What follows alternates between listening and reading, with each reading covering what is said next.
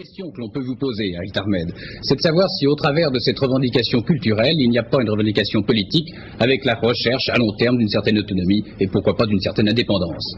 Écoutez, tout d'abord, je dois dire que je suis profondément bouleversé d'apprendre que le sang algérien est versé en Kabylie, que des centaines de jeunes sont enlevés, que des centaines de travailleurs, d'étudiants gisent dans les hôpitaux.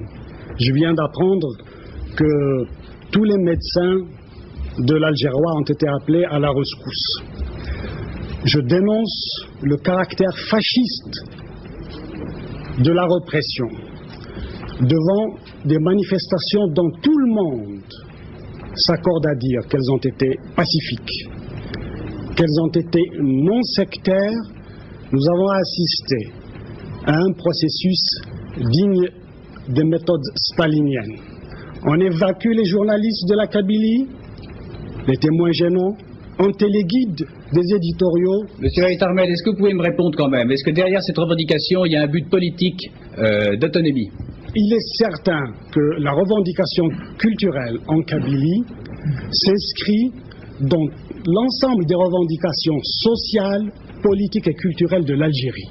Il n'y a jamais eu de revendication spécifique à la Kabylie.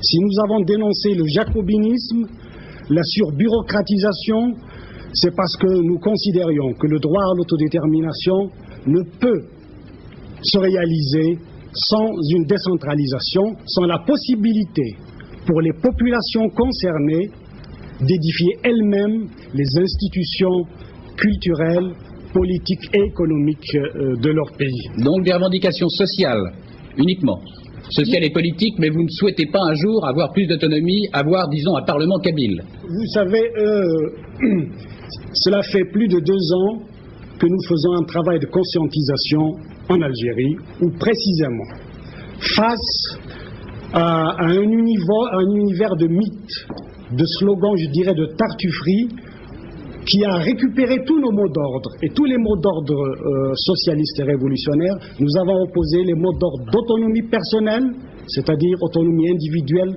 droit de sûreté, dignité, respect de la personne humaine, autonomie locale, ce qui veut dire que le développement, nous le concevons à partir de la base, autonomie régionale.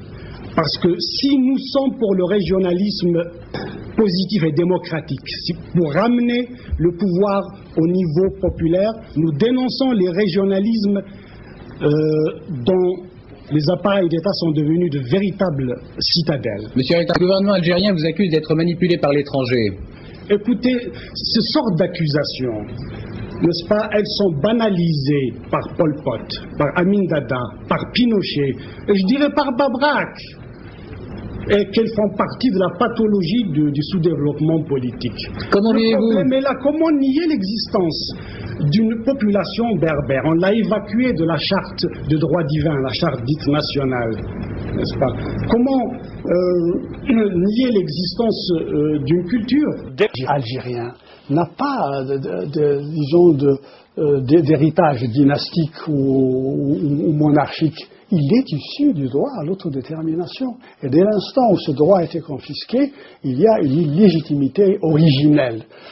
Et les conséquences de cela a été la confiscation de toutes les libertés d'expression, d'organisation, de participation aux Algériens et aux Algériennes. Le rêve des Algériens, c'était à la fois la liberté et l'égalité. À partir du moment où on a reconnu l'islam comme religion d'État, l'islam, en tant que religion, n'a pas échappé à l'instrumentalisation systématique par le pouvoir. Les mosquées étaient devenues, comme au temps de la colonisation, des tremplins pour la propagande de